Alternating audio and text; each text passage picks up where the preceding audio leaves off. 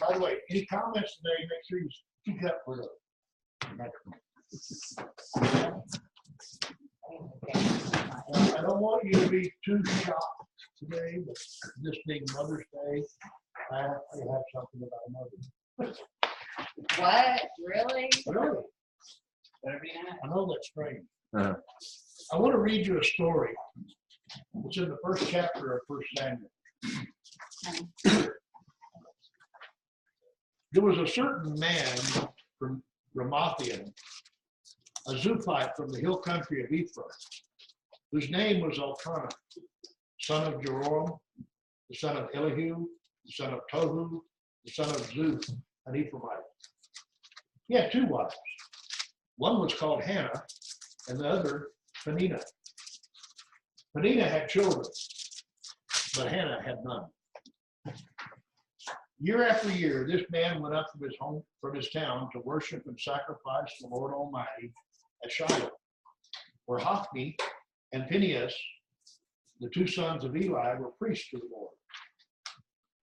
Whenever the day came for Elkanah to sacrifice, he would give portions of meat to his wife Peninnah and to all her sons and daughters. But to Hannah, he gave a double portion because he loved her, and the Lord had closed her womb. Because the Lord had closed Hannah's womb, Peninnah kept provoking her in order to irritate her. This went on year after year. Whenever Hannah went up to the house of the Lord, she provoked her, and she wept and would not eat. Her husband Elkanah would say to her, Hannah, why are you crying? Why don't you eat? Why are you so downhearted? Don't I mean more to you than 10 sons?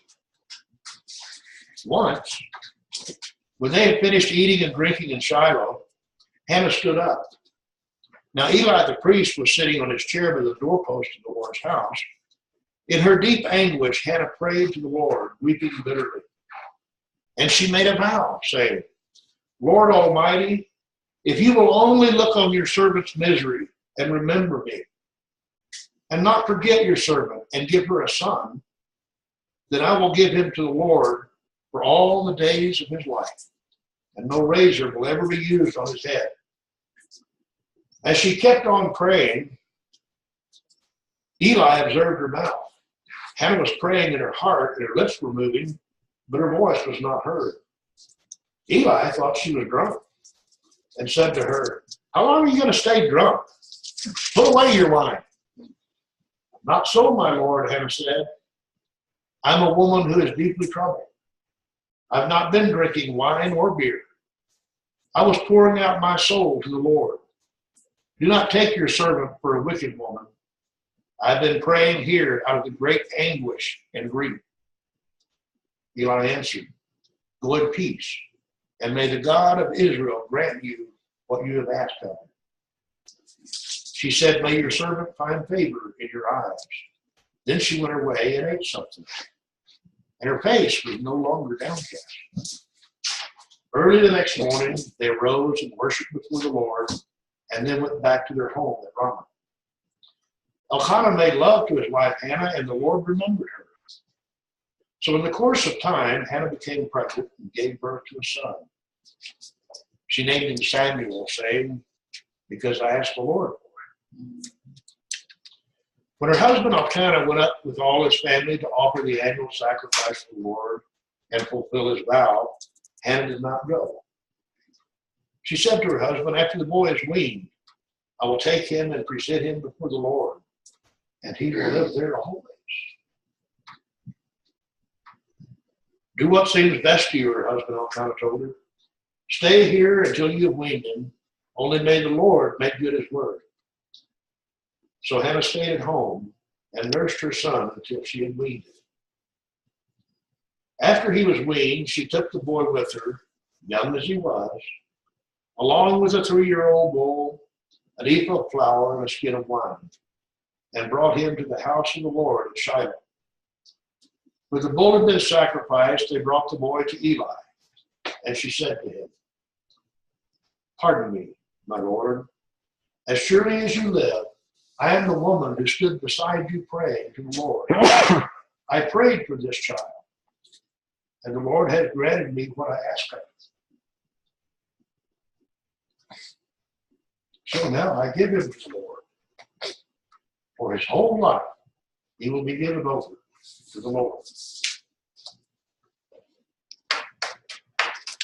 I look at this as the gift of a mother.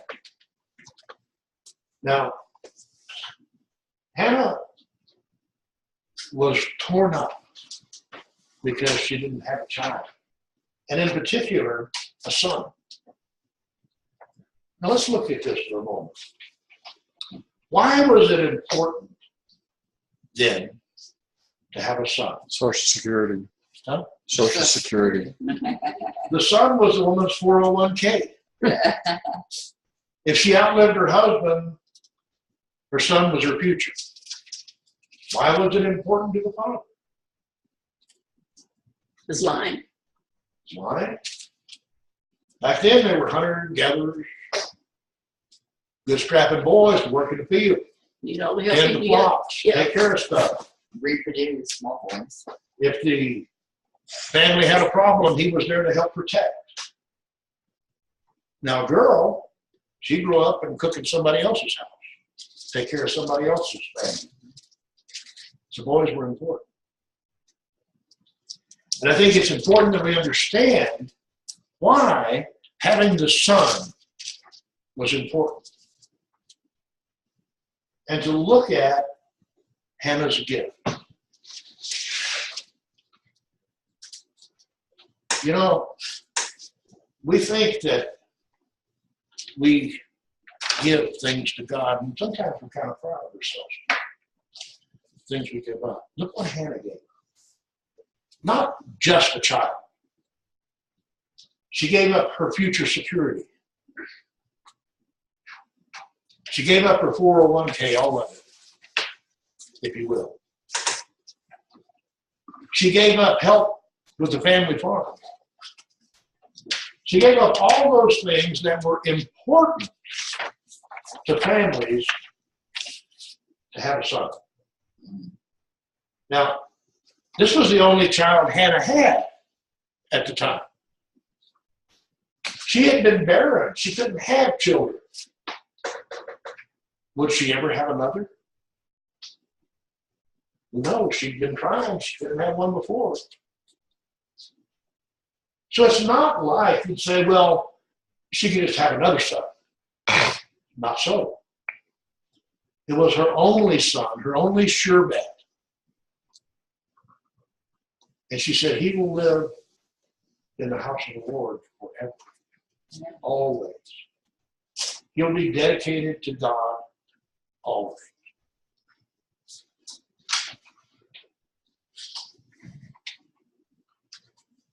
Elkanah, when she told him what she was going to do, he said, do what seems best to you. Now, this wasn't something light for Elkanah either, was it? It was extra hand in the work. It was someone else to carry on his line. So he agreed for Hannah to do what she thought best.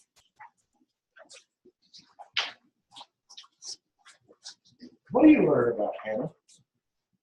In that? She must have been a godly woman. Godly woman. Anything else? She didn't make promises lightly. Didn't make promises lightly. Kept her word.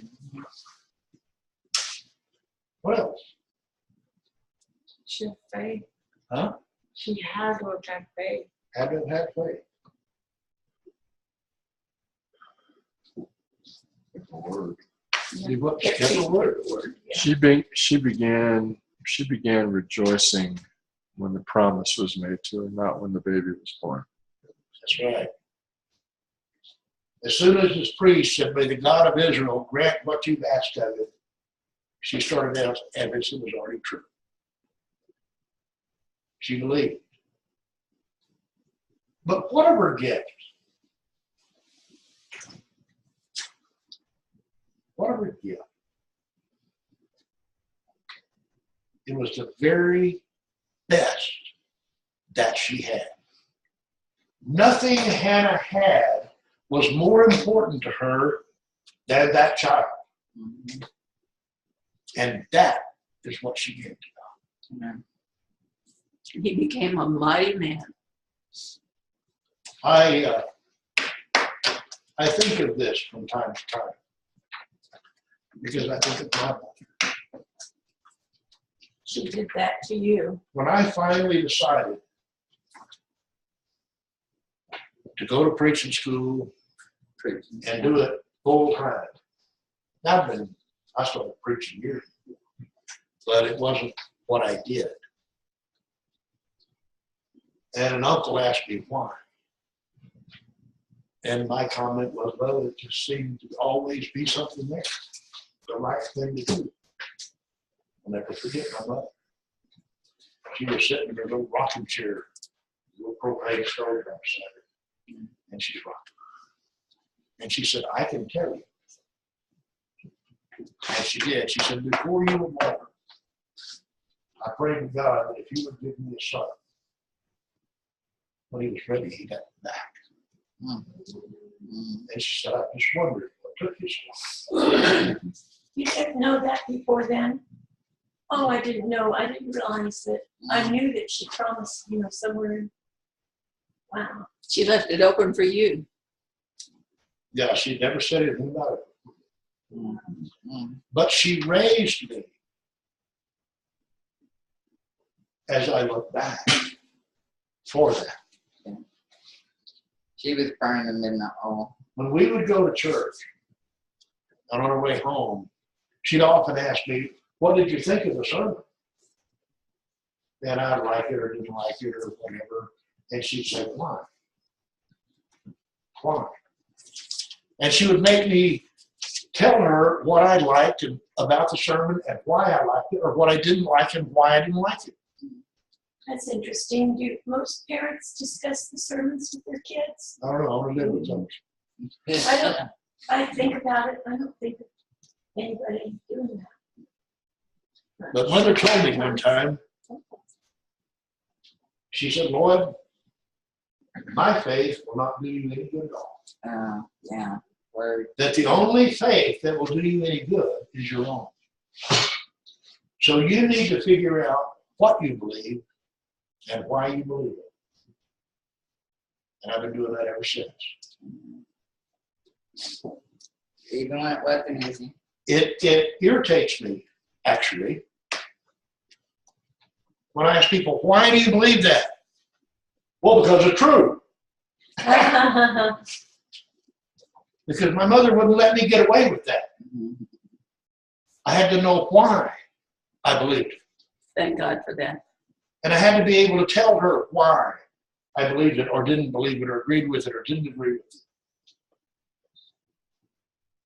In looking back, she was helping me build my faith. Think. She was helping you think and look. And Not helping, she made me. Maybe said, yeah. Made me think. Now, how hard do you think it was for Hannah to leave Shiloh that day? Pretty tough. That little kid in tow. Yeah. A small kid, just me. But that could have been up to 6 years old in those days. It could have been. But it doesn't seem like it because it talks about how young he was. You know, that had to be hard on Hannah. And she never forgot it. Because as we read on in the story, every year when she would go back to Shiloh, she would bring in new clothes. She was still doing for her son. Even after she had other sons and daughters, she always took care of that one son that she gave to. That's not a bad thing, right? Because I have a son like that. I just It's not bad at all. Lord, take him. I mean, he's messed up, but take him, Lord, take him. But I just pour into his life.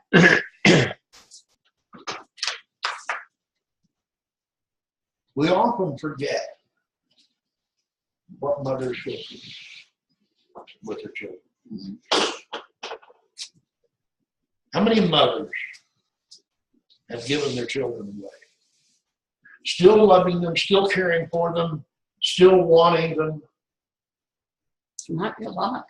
Huh? There might be a lot, actually. They could be. What kind of mother does it take to do what Hannah did?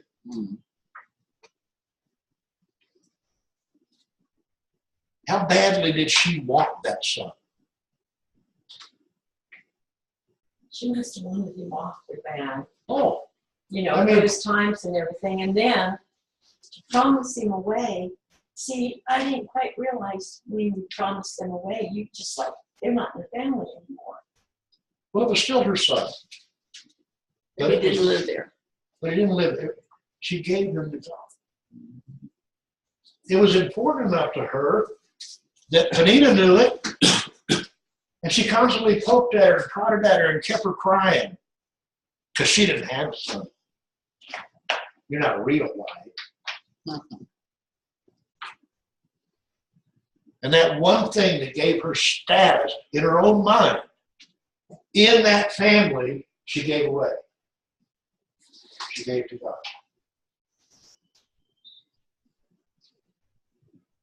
How many times are we willing to give the most important thing in our life to God? The thing we want the most, the thing we cherish the most. How many of us are willing to give that away to God? Let Him have it. I'm still having trouble giving him my life. It's Sorry, important but to you, it's right? true. You know, To me, one of the hardest things for me to give to God is my pride. oh, you'd think you'd want to get rid of that. Why? Well, I know. I mean, do not take this the wrong way, okay? I mean, I'm taking tests that show I'm smart. I'm intelligent. I can figure things out. Okay? A little bit proud of that, are you? Oh, yeah. So how, if people think I'm stupid, it hurts. If people don't realize that I can understand things, I don't like it. Because they ought to know that I can. I have something I'm having to give up to God. My 18-year-old granddaughter is going into the Marines on June the 5th. Oh, She's going to be a Marine, and she said she doesn't want to be spared the blood and mud. If I don't give her up, I can't keep her. A comment. She asked me, she said, will she be the same? I said, no, she won't be the same. She'll be different. Will she come back and jump in your arms and say, Granny? Or will she just pass by and say, hey, Granny? I don't know. It's a flip of a coin. But she'll be different. But how will she change? You don't know. But she'll change. Whether she'll still be Granny's little girl, or whether she'll just say, hey, Granny, she walked by, What? you don't know. What Jimmy's saying, I'm going to take a bit of a risk here because We talked about this on the phone. and we talk about what I'm going to say. I know what Jimmy's talking about. I went through it. Some of you guys went through it. It makes you a little different. Jimmy, I don't think it's a good. what's the cry of the bayonet fighter? Roar. Been 40 years. But you haven't forgot, have you? They ingrain things. When you turn your child over, you lose control. I think one of the most difficult things, and I'll share this because Mike had the same story and stuff, is that I was a young mother. I already had a child. I lived with parents that were very difficult. I had a beautiful baby girl and had to like give her up because my parents just would not accept her. And as Mother's Day is here, I think about April and how hard it was because I held her. And knowing that I was a Christian then, and knowing that every day I was going to pray, Lord God, please bring her back to me. And Mike can share a similar story with a daughter he's never met and just spoke to her for the first time 2 days ago. True. And when you have to give up your heart and you let it go, you let it go to God, I can't tell you the pain, but I can tell you what God's done for me in my life since I know April will come back to me someday. And I'll acknowledge her as my daughter and son. I'm sure she's done well. But every day, I know she's it's an open adoption. I could have seen her. I could have had pictures of her. She's in San Antonio somewhere. And she's 30-something years old now. But I am thankful that I had the courage to give her up. I am so thankful.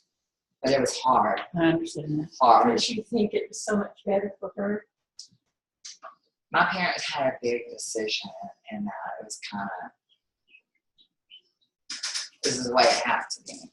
You know, it wasn't by choice on my part. But, you know, as a mother, when Mother's Day come around, I'm thinking, you know, I know she had great parents, but I wonder if she's thinking about me. You know, and Mike was blessed enough to know Angela, you know, looked him up, and she told him, sorry, you kind of, yeah, talked to her, and she finally got enough courage to call you after all these years. Yeah, well, she didn't want the pregnant elephant conversation. You know, why did you give me up? And you know why?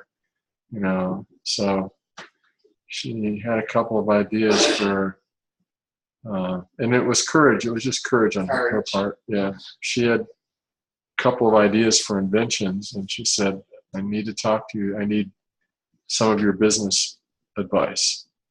And so, when's the time? So we talked a little bit. She sent me the drawings, and I have a friend who's an attorney in DC. He's a patent attorney. So I sent him on to him, and he said, yeah, I'll help her, not a problem. So I wrote her back and said, God's giving you favor. This guy's about as good as they get. And so then we had not really, those were details. Those were things we had to take care of. Well, 2 days ago, we had about an hour and a half conversation. First one we ever had in our life. She said, only thing missing now is my hug.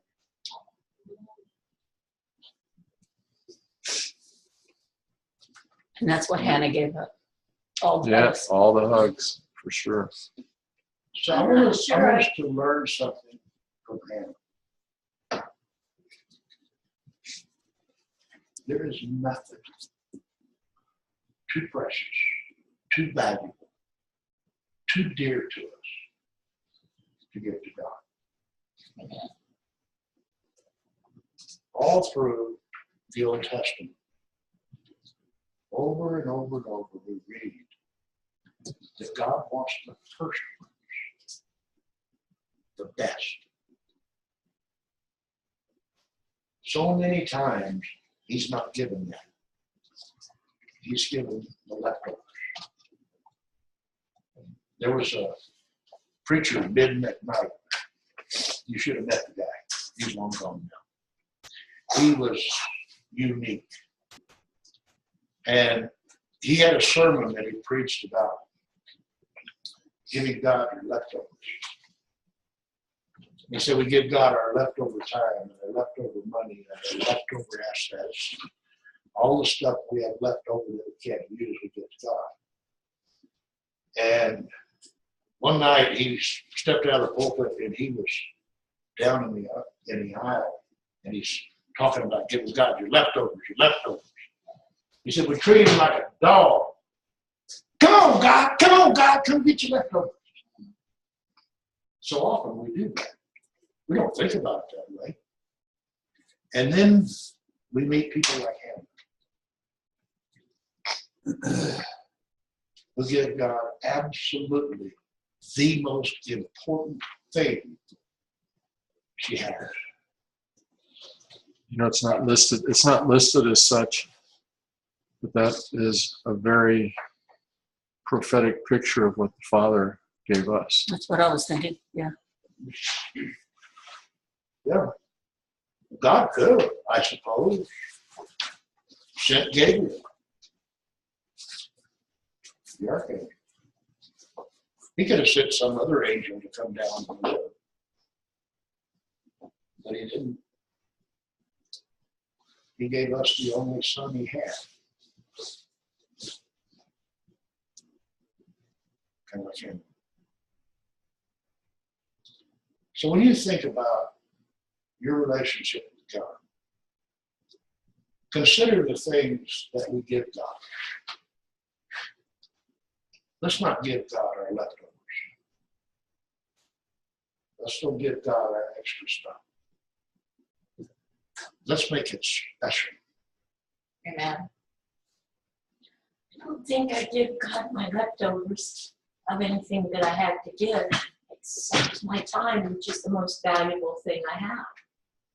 I mean, I would never think of God giving God something less than the most perfect thing I had if it was like a gift.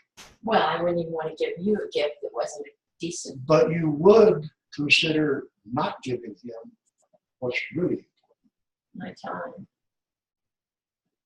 I was also going to say something else. I was never a mother, and I'm not sure that I came from a very unloving family, but I have a lot of emotion of love in me. I don't know, but I'm thinking I might not have the kind of love that you guys have experienced as mothers and fathers. That's not true. We discussed you when we were doing all the Mother's Day thing, and we're like counting the women, and we're doing their church, and said, "Well, Marilyn," I said, "Is Marilyn a mother? I don't think she is. Is she, Jackie?" And Jackie said, "You've been a mother to so many people. You know that feeling." Otherwise, okay, well, maybe so. I'm a mother to my puppies. I sure am. I would kill for my puppies. I really would. I might not be there. But you nurture I would other people. You love other people. Yeah. Yeah, I guess the nurturing thing is just that kind of love that I know that comes from actually where a female animal fights to death. We know those things. And also that the chemical that comes down with the child, I don't know. But and not just for the mothers, the rest of us too. We've all had mothers. Let's Yes, that's true. remember Hannah and her attitude towards God.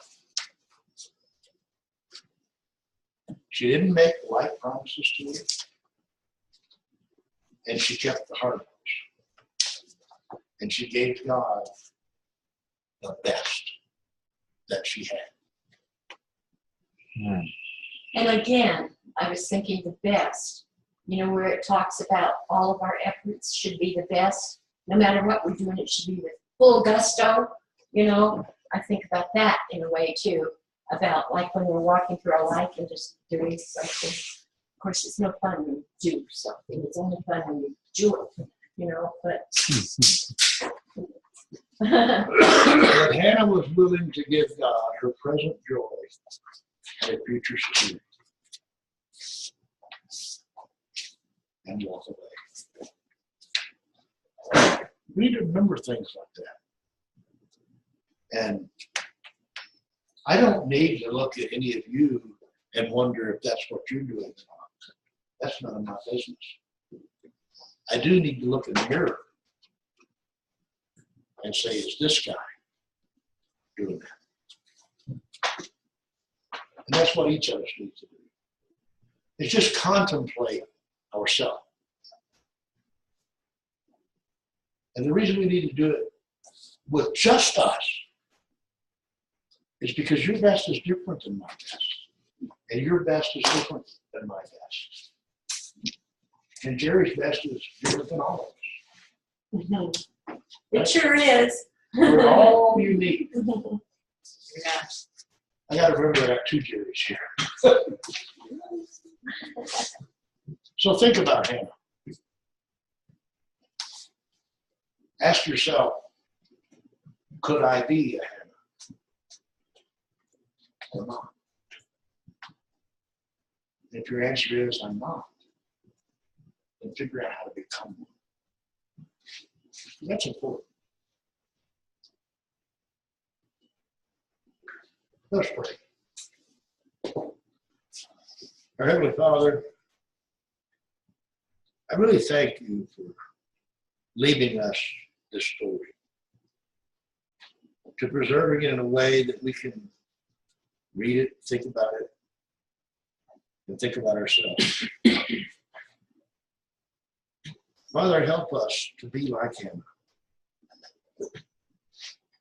That when we're grieving so terribly, that we turn to you.